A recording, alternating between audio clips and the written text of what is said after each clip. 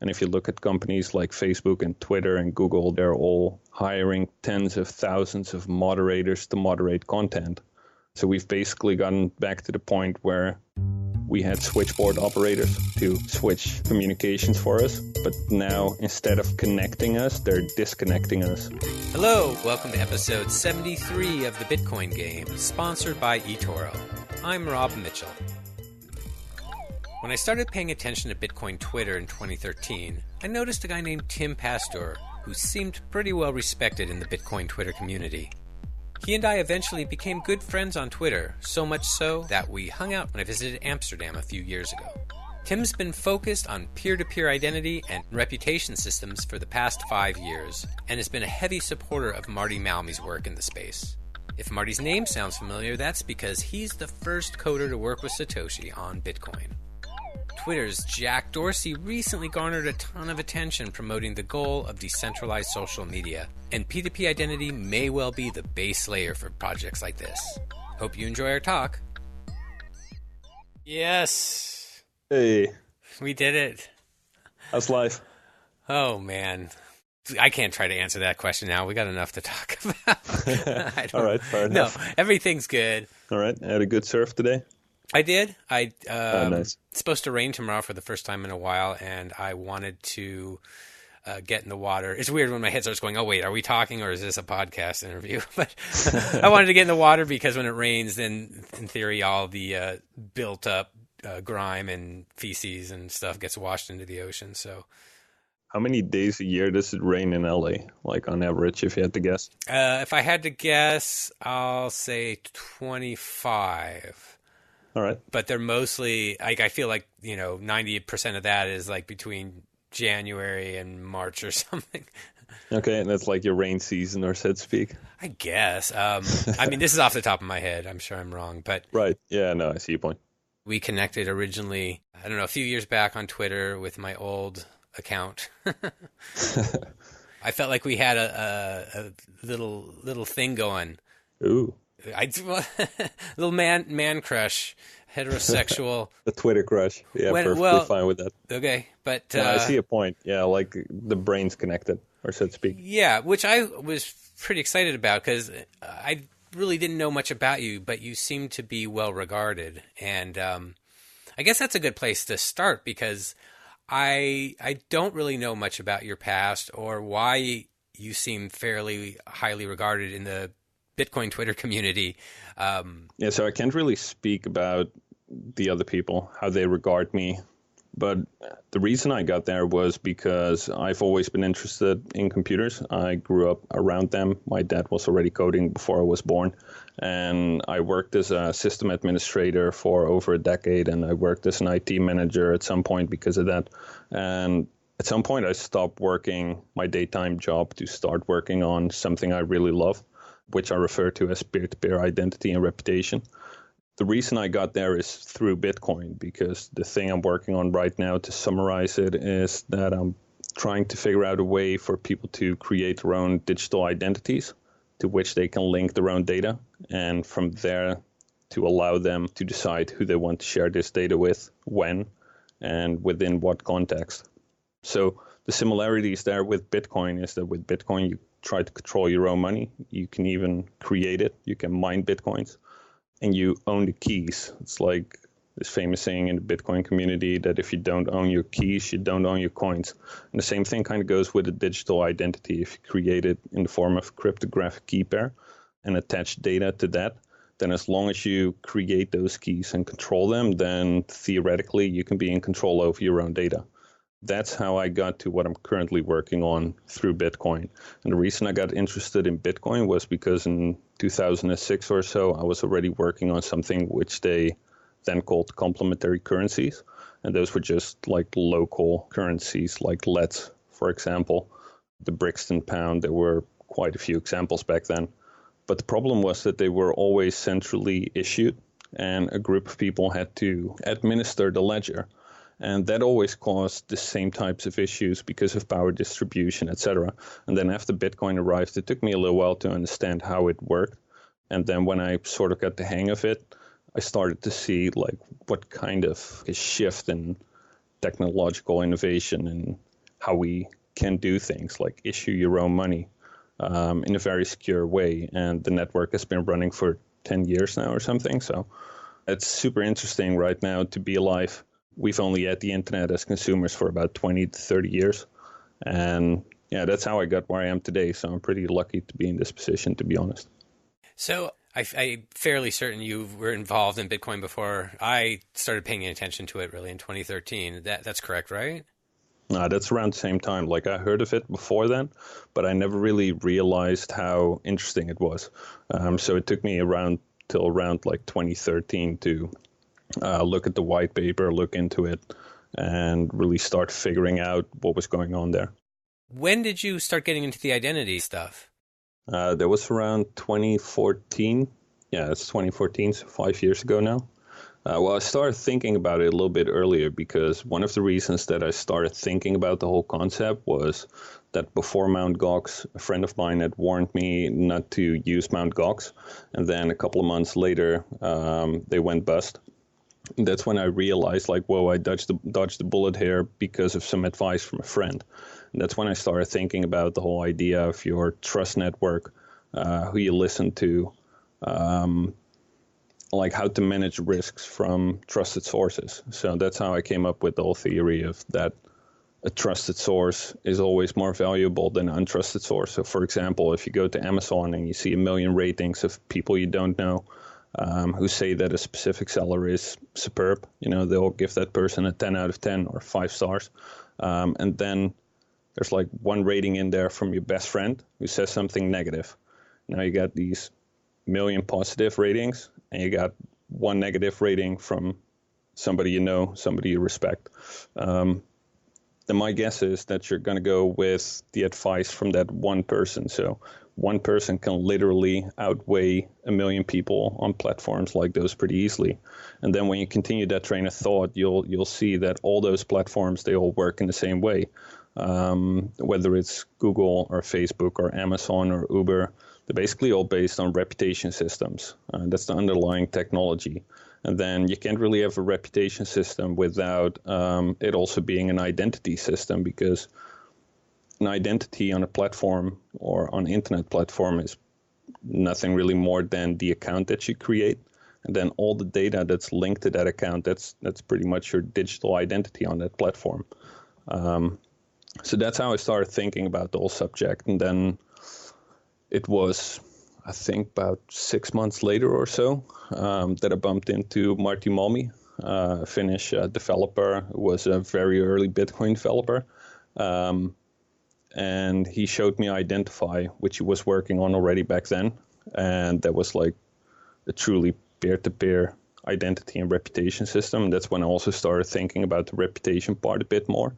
That's how I kind of rolled into it. But 5 years ago, I think there were 4 people in the world who were working on this full time. And nowadays, Microsoft has a whole division working on it. The W3C, the consortium for internet standards, they're working on DID together with a lot of organizations. So there's a lot of people working on it right now. So I still feel that I'm working in the right direction. But I don't have a crystal ball either. So that's how I ended up here, and that's my current status. And are you currently working with Martti? I've been trying to promote his work for, 5 years now. So I'm trying to tweet, and answer questions wherever I can. I'm not much of a coder myself. I've never really been. I've always been a system administrator. So how I see it is like you have a spectrum from user to developer, and somewhere in between there is a system administrator, because they're both users of the system and they need to understand how it works. So like developers who need to understand it even better. So I'm more of like an in-between there. So I kind of understand how the system works, but I'm more of a user than a developer, so to speak, if that makes sense. Mm-hmm. But all your work related to identity is, or I don't know all, but mostly related to Martti's project? Well, that's one of them. Like nowadays, there's quite a few projects out there. There's Karsten Koitman. He's from Denmark. He's working on something he calls Digital Trust Protocol. That's also worth checking out. Microsoft is working on their own DID, Decentralized Identity solution.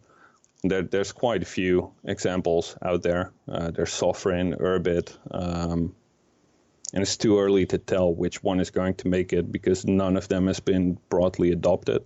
I doubt if any of those actually run in production at the moment. If they do, let the best product win, of course. But right now it's a bit early to tell where everything is heading. But I still think it's a really interesting topic. And if you look at how many people use reputation systems nowadays, like you use them in the form of apps, from the moment you wake to the moment that you go to bed. And once you start understanding how the underlying system works and how you can solve for certain things like trolls and sock puppets and Sybil swarms and stuff like that, it all becomes really interesting. And I think it's really relevant right now. I'd love to kind of understand any of the models or plans because it just seems so abstract. It's like understanding the internet before the internet, like having to explain Google to somebody before they had ever used the internet, if that makes sense. So let's see, what would be a good example? Well, I think the good example there would be the one I just mentioned, where you have 1 million people on Amazon right now who can tell you, basically anything. And then there's one rating from a friend of yours that says something completely opposite. Then which one do you trust? And I think that's a really good example to show how relevance works and how filtering from your trusted sources work. And once you start understanding that concept and that mental model, then I think it becomes easier to understand what type of applications you could build on top of it, because you own your own trust network. You don't have a Facebook or a Google or somebody else to depend upon who decides what you get to see, because you all filter it from those that you trust, if that makes sense. Gotcha. So it's such early days that it's almost just kind of developing organically and it's going to take some time. Is that kind of what you're saying? Yeah, definitely. And it's really hard to make a prediction on where we will be in a year or maybe 5 years or 10 years, maybe even 20 or 30. But as I said, 5 years ago, there were only a few people working on it and asking questions on the internet, on forums and such. And of course, there have been people who've been working on similar issues for 20, 30 years, maybe even longer. But now we get to the point where we can do things like sign cryptographic messages on our phone, for example. So that's where Moore's law really helps. So Moore's law says that computing power gets exponentially cheaper over time. And we see that with 10 years ago, everybody was playing Snake on their phone. And nowadays, on one of the cheapest phones, you're already able to sign cryptographic messages. And maybe on a good day, you can even download the Bitcoin blockchain. That would be a higher end phone probably right now. But over time, those phones would become cheaper as well. And that's what makes it interesting, that computing power keeps getting cheaper and cheaper. So we're able to do more and more. And then at the same time, we see platforms like Google and Facebook and Twitter. You see more news stories about censorship, people getting banned from these platforms or deplatformed. There's a lot of free PR right now for alternatives. And if you see how all these systems work, they're all based on advertisements. So if somebody comes up with a slightly better model that's a bit more convenient to the user and presents them with more relevant data, and then if ads start moving towards that market, then, I don't know, this is all hypothetical, but maybe Google and Facebook could disappear faster than, say, MySpace, for example. Is it as simple or complicated as just finding kind of the right way to analyze relationships between people and use that data to better inform you? I mean, is that kind of it? Yeah, the power is in the power or the degrees of separation. So the degrees of separation principle, it's from 1929, was written by an Hungarian named Frigyes Karinthy. And his theory said that everybody, at least back then, that everybody in the world was connected to each other on average by only 6 hops, so 6 friends. So your friend is your first degree connection, the friend of your friend is your second degree connection, etc. So he said that everybody in the world was connectable through only 6 degrees. And 3 years ago, Facebook analyzed their own trust graph, so their own trust network of everybody who was connected on their platform. And they calculated each person can be connected to any other person on average by only 3.5 degrees. And there's about 7.5 billion people right now, I believe, almost 4.5 billion internet users. But back then in 1929, there were only around 2 billion people.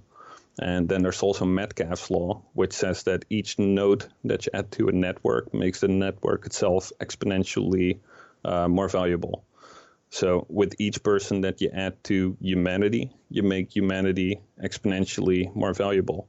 And nowadays, with 7.5 billion people and 4.5 billion internet users, of which there are maybe around a billion Facebook users, I'm not sure from the top of my head, but you already see that everybody's connected to each other with only 3.5 degrees. So if you use that same power of the degrees of separation and apply to a peer-to-peer network, I think it might be scalable, but it still requires a lot of computing power. But then at the same time, computing power becomes exponentially cheaper over time.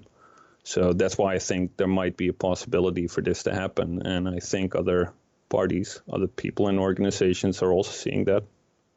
I'm assuming this gets done in a decentralized way without a Facebook-type gatekeeper, or?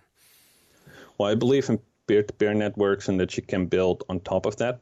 So the peer-to-peer network would create a level playing field for other people to build on top of. So like with Bitcoin, it's not that all intermediaries have disappeared, but rather more intermediaries have come around, but they're smaller and it's easier to pick one, to opt into one. But in the end, I think economies of scale always wins. So in the end, companies start buying each other till you're left with just a few big companies, basically. But the beauty about something like Bitcoin is that the underlying layer is accessible to anybody. So even if you have that one company that becomes really big, then nobody is dependent on them because the underlying protocol is open source. So if somebody comes up with a better solution, then they can directly compete with that other party that is bigger than them. And that's not possible right now with, say, Facebook, for example. Or at least a lot harder with the same data because Facebook owns the data. So it's siloed on their platform because everybody can start an alternative, can compete with them on the internet, on the World Wide Web. But you cannot take their data because it's theirs. It doesn't belong to the user. But if it belongs to the user on a peer-to-peer network, you can just choose your intermediary for specific interactions. And if you don't like their services anymore and you want to, pick another one, you can move your data from one provider to another. There's the often referred to in Bitcoin network effect, and it seems like that probably makes it pretty hard to get everybody off of a Facebook and onto a new platform. Though I'm obviously it happens, but oh, definitely, it's really hard. A lot of people tried, and from small initiatives to say Google with Google Plus, for example. So even for the biggest internet company in the world, it's practically impossible to build an alternative to Facebook. But if you have this peer-to-peer solution where data becomes a lot more relevant for people because all the data they receive is from their own trusted sources instead of a bunch of random people on the internet with, say, a Twitter or a Facebook curating your network for you. If you have something that connects all those platforms, whatever you use, and the data is really yours, then I think the data itself can become more relevant to the user. And to go back to your point, it's really hard to start it off because of the network effect. But that's also why I think that if you have a more convenient solution for users, that they might actually switch to that. And you only need a few people because once it starts going, thanks to the degrees of separation, with every node you add to the network itself becomes more valuable. So you have to start somewhere. That's definitely true. And it's really hard for whether it's a small open source project or a company like Microsoft to build the perfect solution, or so to speak. Although there's probably never going to be a perfect solution. So the network effect is definitely a hard one, but where it comes to relevance of data and being in control over your own data, I think it might actually win in the long term because it might be more convenient to users. What's the current name of Marty's project? Iris. It used to be called Identify. Do you have a sense at all about some of the differences in approach between Iris and some of the others? I think it's too early to tell right now. Everybody's trying to approach a different angle, but everybody's trying to aim for the same goal, I think, which is allowing for users to self-issue their own digital identities and link any type of data to that, and thereby be in control over their own data and who they want to share it with or not. If someone steals your private keys to your identity and there's usually, there's a way to reclaim it, but then I'm always like, well, that sounds like a way someone could steal it then too. So right. I don't know if are these the type of things that people are working on also? If you take Iris, for example, if your private key is stolen, then or compromised in whatever way, then you can just ask anybody in your network to downvote that key and thereby alarm the rest of your network that something fishy is going on there. And then from there, it's all dependent on what type of application you want to build on top or what type of threshold you want to set as a user.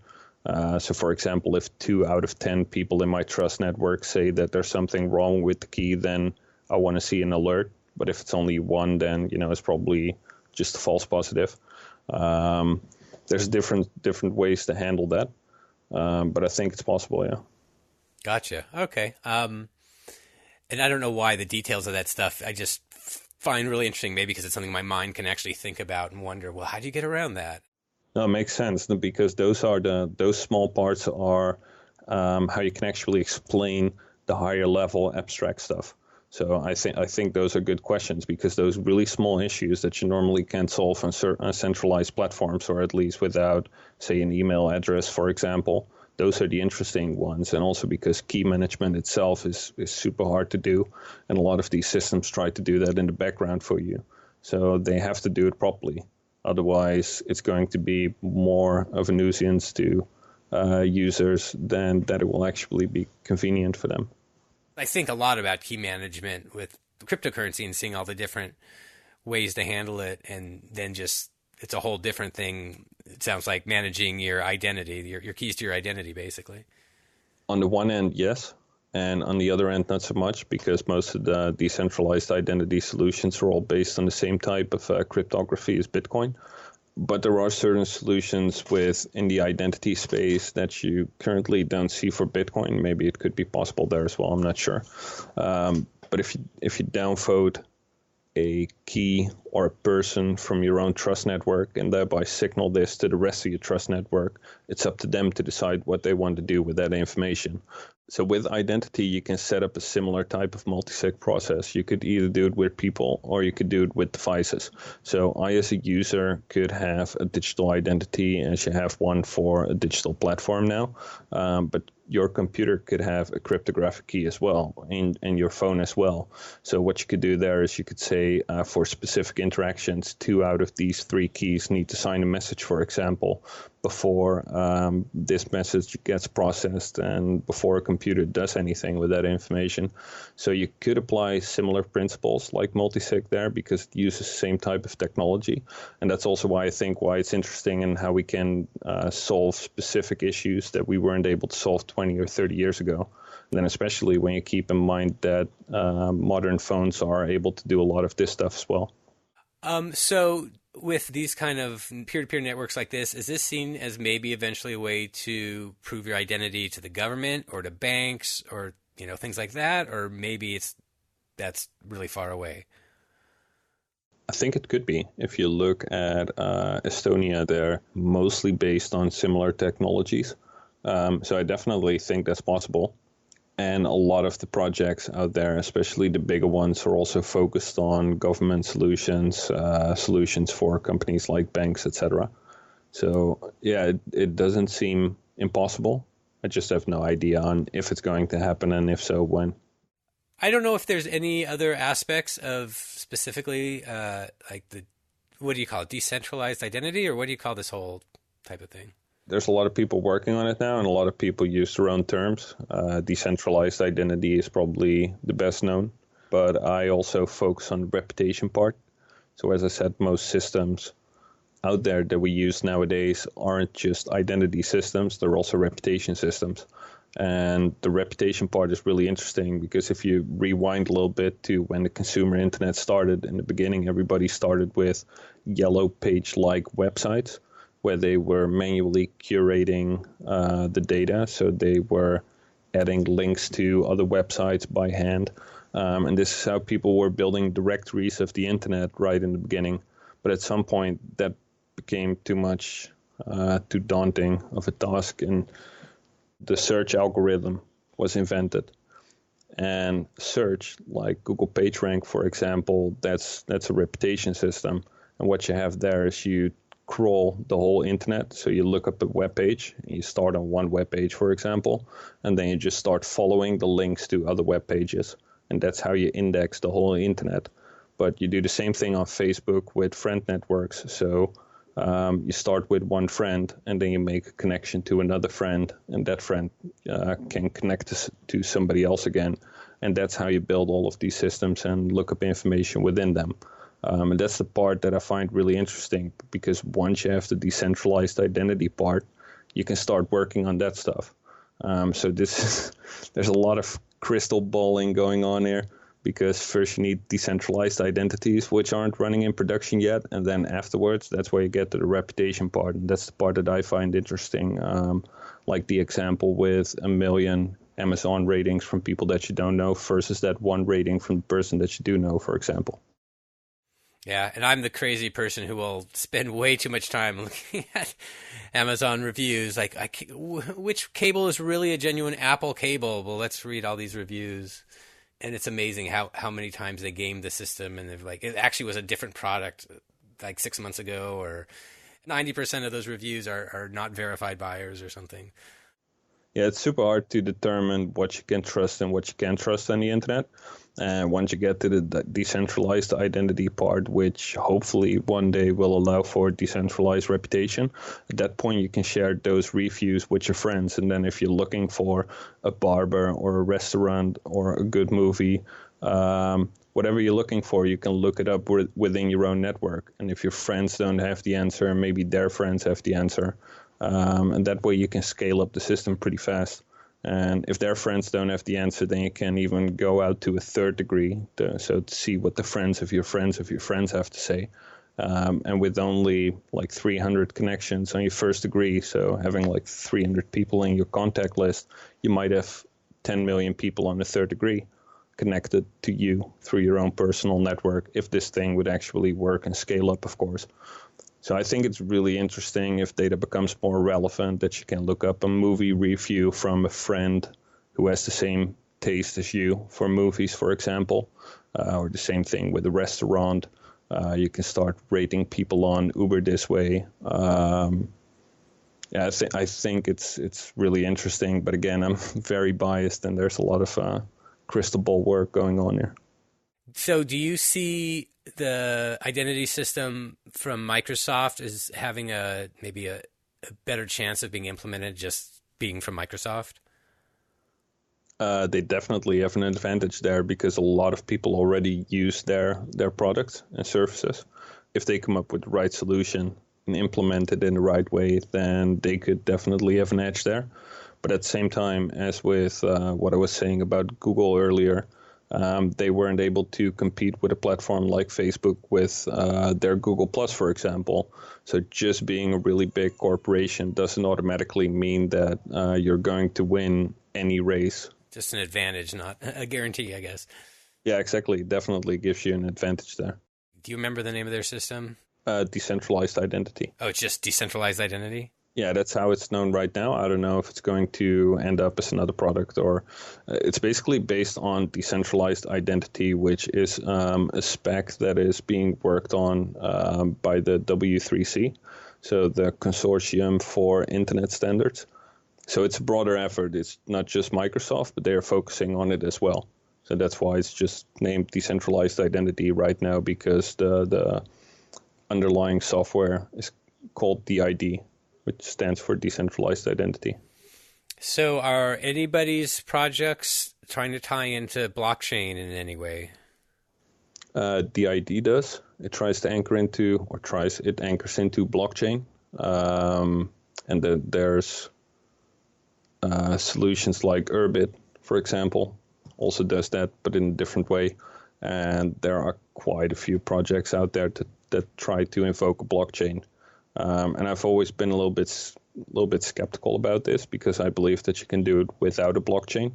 And if you can do it without a blockchain, then I think it's automatically at least more cost efficient because generally a blockchain is always very slow and expensive. So if you don't need that underlying layer, then I think it could be done more efficiently. But it's really hard to predict right now. I might be wrong. I guess I could see the benefit of like anchoring with a hash of the state of the system or something. But do you know any more about how people are using blockchain or why they think it's important for the identity management? Yeah, like you just said, they want to anchor specific hashes to the blockchain. So you want to timestamp specific data and prove that a specific set of data existed at a certain point in time. And it might be interesting. I just don't think that most solutions require that. I think it would be a nice feature and a nice perk. But if you don't mandatorily require that, then I think you could build a more efficient solution. And that's my whole point, that it might be helpful, but I think it's only helpful in a relatively small set of cases. But where it comes to governments, for example, it could be helpful. But if you build like a small solution for your house, for example, then you don't necessarily have to anchor any of that data to any blockchain at any point, I believe, because you can just use signed messages and a database like SQLite 3, for example, that you can run on any device. Okay, so everyone's managing their own stuff. So is that kind of correct? Yeah, but at the same time, everybody's also approaching it in their own way. So that's why it's really hard for me to say what is right and what is the wrong way to do it, because I'm biased towards trying to figure it out in one way. Other people are working maybe also towards other use cases and working on it in another way. But from my perspective, the use cases that I've been working on, only one of them at some point used the blockchain. The following message is sponsored by eToro, the official platform of the Bitcoin game. Are you interested in getting into the cryptocurrency markets but don't know where to start building your portfolio? eToro has the answer for you. It's called CopyTrader. With CopyTrader, you can automatically copy every trade of eToro's top crypto traders at the exact price in real time. No need to study up on markets or develop your own strategies. Simply sign up and copy the trader of your choice. Any profits they make, you do too, proportional to your investment. With eToro, you get access to the world's most popular cryptocurrencies with transparent trading fees, all in one easy-to-use app. Copy the smart money with eToro. Join now at b.tc/etorogame. That's b.tc/etorogame.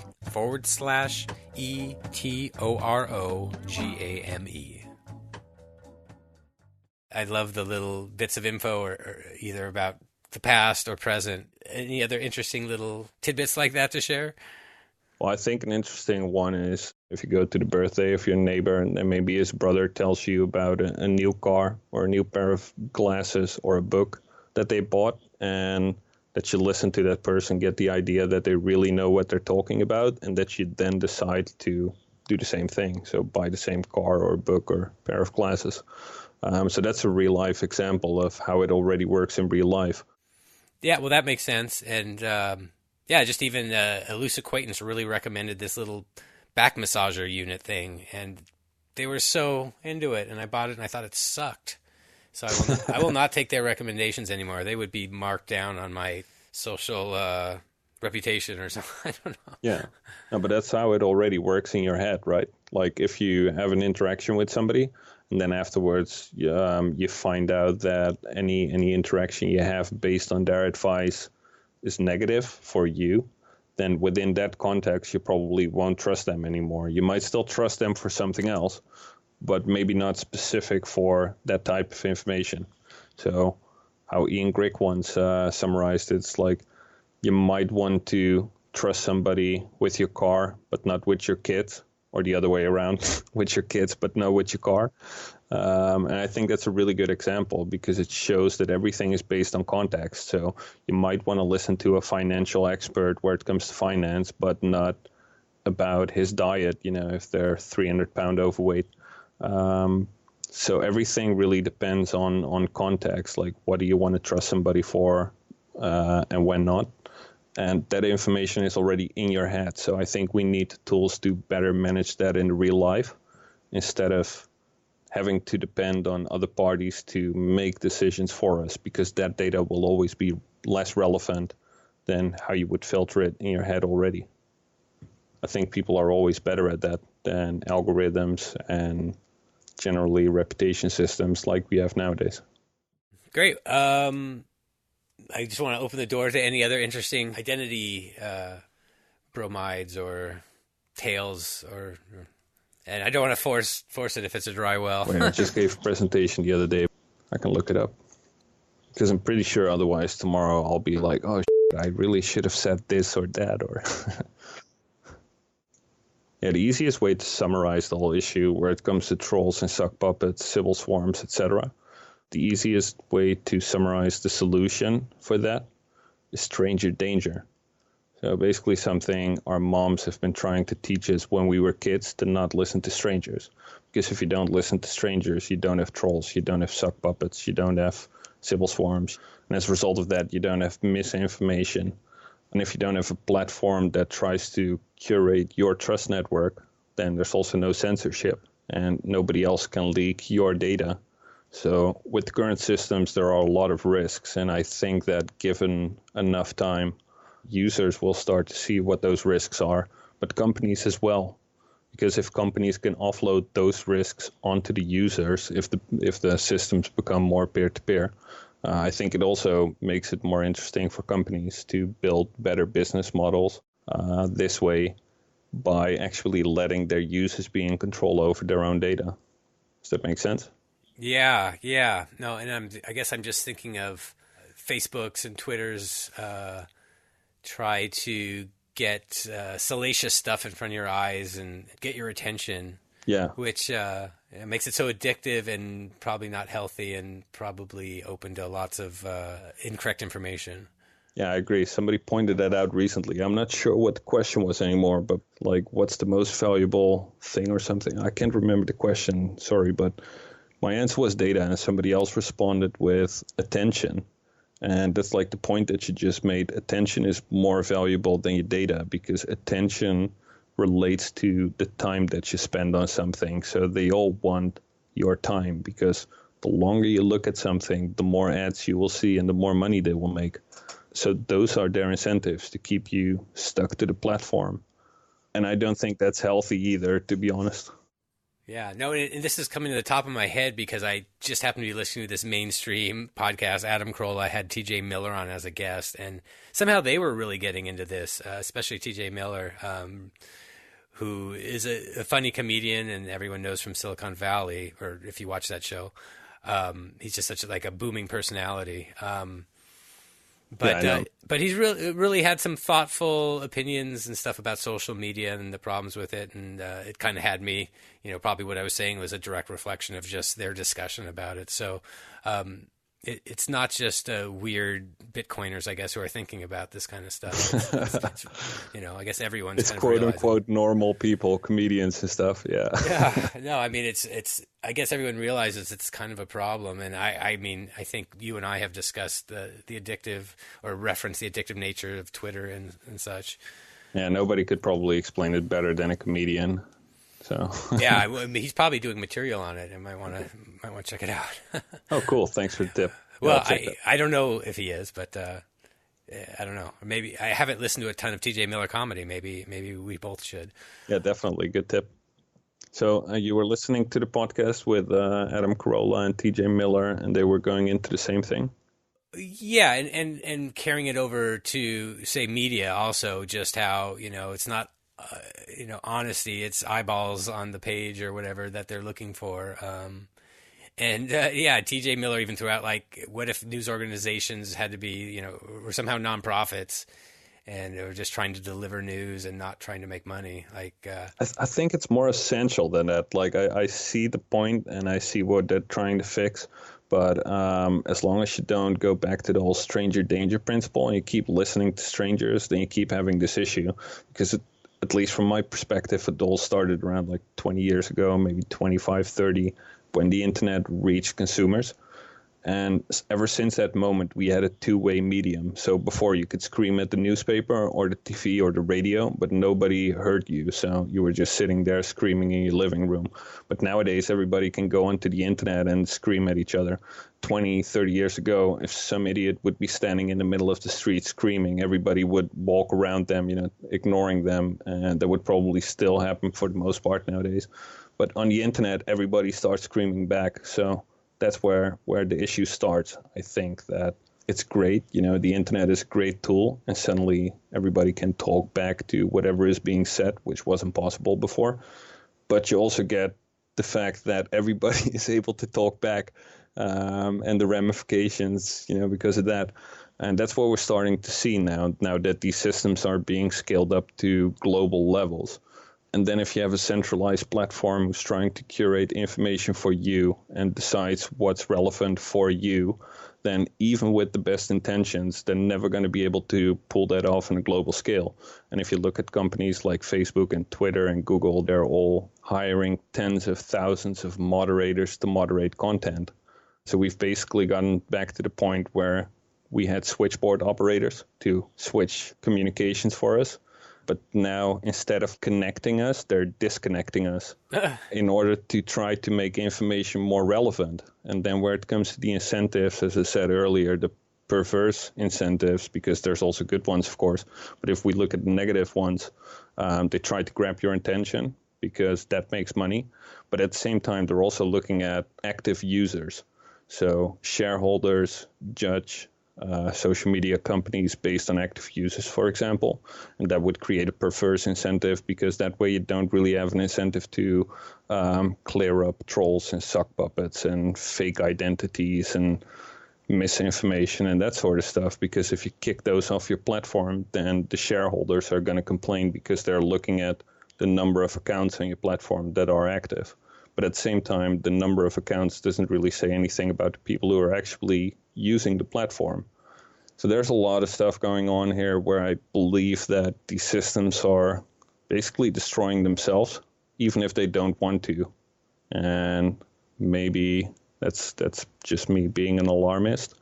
But that's what I've been seeing for 5 years. Wait, destroying themselves? I thought you were being an optimist. Well, it depends how you look at it.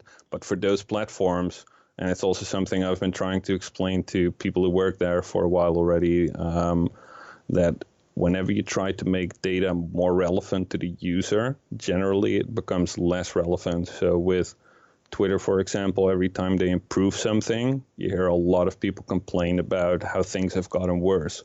So even with the best intention, and that's just one example, it pretty much goes for every platform. But as soon as you start deciding for users what's best for them, they start complaining because things might actually become less relevant to them because of unintended consequences. It's kind of so abstract and vast. Yeah. And it sounds like it's far away. I mean, what are the odds that nothing like this ever comes to fruition anytime soon? I think it's going to happen. I'm just not sure when. But again, that's a guess. So that's a belief. That's more religion than science. But what I base it on is if you rewind all the way to right after the Ice Age, when people lived in tribes, everything was peer-to-peer. So all information, all goods were routed directly from one person to the next. So I would bring my goods to your hut. I would deliver them, or I would say, brah, and I would turn around 180 degrees and walk in the straightest possible line back to my own hut. And that's how information always wants to be routed, in the shortest possible line. And that all changed with agriculture because of agriculture, we got food surpluses, and because of food surpluses, we were able to live in cities. And then once we started living in cities, it became more efficient to introduce an intermediary, so the messenger, to route our information and goods throughout the city, because you don't want to be running through the city the whole day yourself to deliver all your information and goods. And this lasted for almost 10,000 years, or maybe even longer, where all information and goods were always routed by humans. So it was either on foot or on horse, by sail, later with steamboat and steam train. But even with the telegram and the telephone, like it was the reference I was mentioning earlier with switchboard operators, information was literally being routed by hand, one person to the next, and that all changed with the transistor. At some point early in the 20th century, AT&T was about to get the monopoly over the U.S. telephony network, but that was on one condition, and that was that everybody who wanted to be connected to the network had to be connected to the network. So at that point, AT&T did some napkin math and realized that most of the American population would have to work as switchboard operators.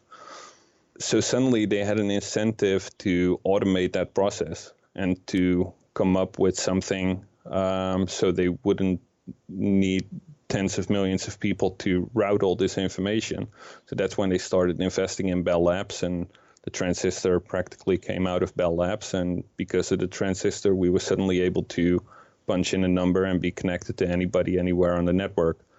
And then if you look at Google and Facebook nowadays, like what I was saying earlier about the moderators moderating content, they are the modern switchboards, basically. So if somebody comes up with a solution to automate that process, to get rid of those people, then these companies could disappear really quickly.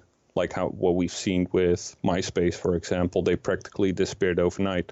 And where it comes to Google, most of the revenues come from advertisements. So if somebody comes up with a better model and maybe even with better ads, then a company like Google could hypothetically disappear in a very short time span. And the same for a company like Facebook, for example. And then if we go back to Moore's law, which makes computing power exponentially cheaper, and then if you look how it solved the problem of routing information with people in between on telephony networks, then what if it starts doing the same thing, but then for a Google or a Facebook?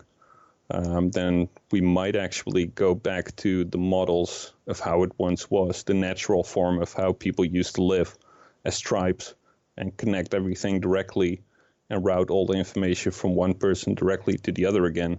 And I don't think all intermediaries will disappear.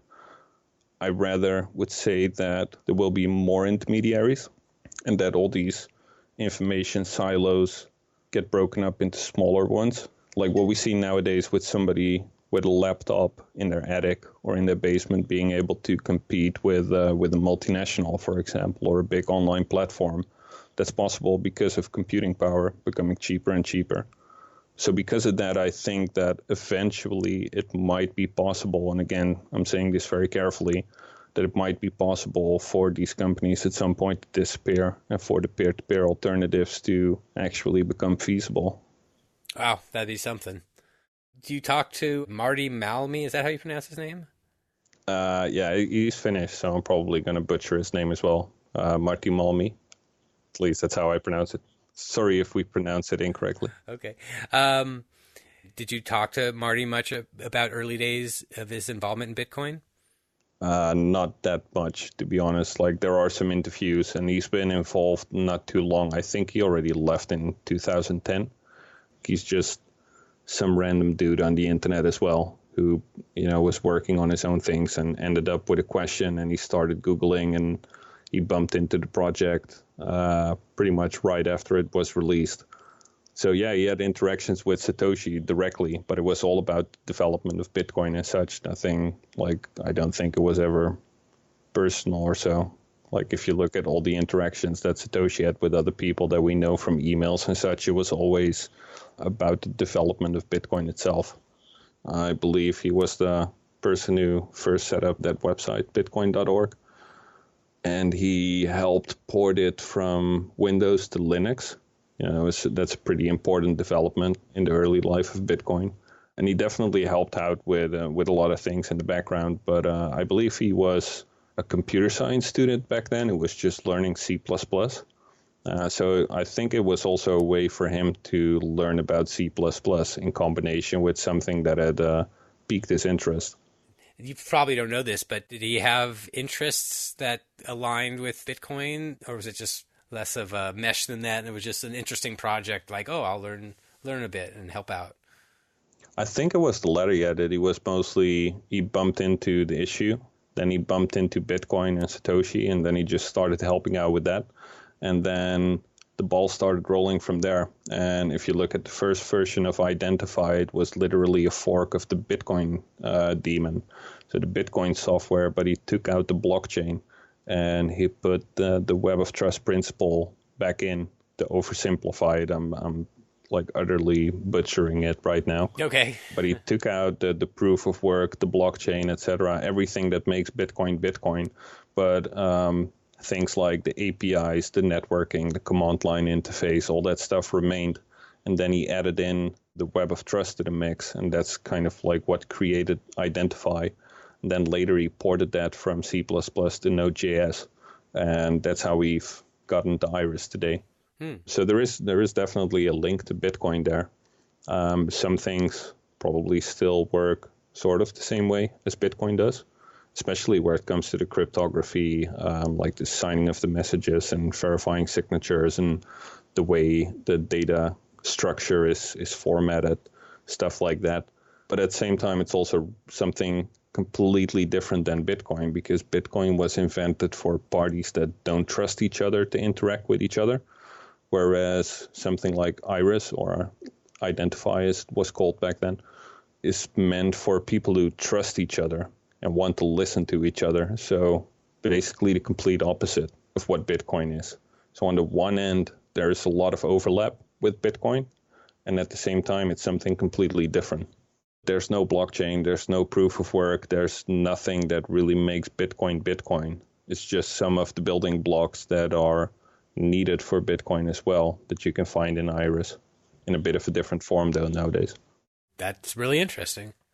So where do people go to find out more about Iris? On github.com. If you go to github.com/irislib, and lib as in library, that's where you can find the software. And are there any social media accounts for Iris?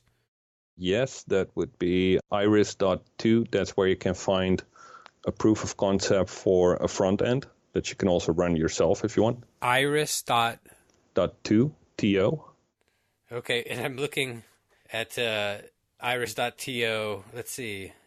Now, the most recent post I see is from October 7th. Yeah, again, it's a proof of concept, so you should see it as an alpha version. He's working on it, so it might be different today than it was yesterday. Uh-huh. And tomorrow something might be broken or fixed that wasn't today. Okay, well, this looks fun. I want to sign up and have an account on this. This looks cool. All right, cool. And yeah, send me a link, and then I'll add you as well. A link? After I have an identity, I'll have a link I send you? Yeah, or there's also a QR code, I believe. It's really easy to sign up because you just create a new user. You just fill in your name, you click go, and then you get your private key. You can store that private key however you like. Again, it's a proof of concept. It's a really early version, so it's not the most secure way to do this right now.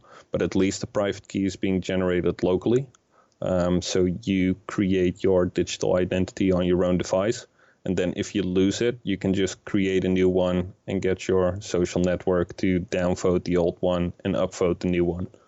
Or you could create backup accounts for yourself to do that in a multi-sig type of way like we discussed earlier. Sure. Well, I was just thinking it was probably just kind of play with it a little bit more than get real serious. Does that sound right? Oh, yeah, no, that's what it's for. And again, it's a really early version right now, so please do play around with it. If you have any questions, feel free to let me know. And if you have any type of feedback, I'd love to hear it as well. And also on GitHub, you can always report issues, of course. Okay. It's definitely worth checking it out if the whole subject interests you, and just to see what's possible, and hopefully to work as inspiration for other people as well. Because right now it's just too early to tell what product is going to win in the long run. I mean, let the best product win. But I think it's a really good example to see how it could work and what direction things might be going.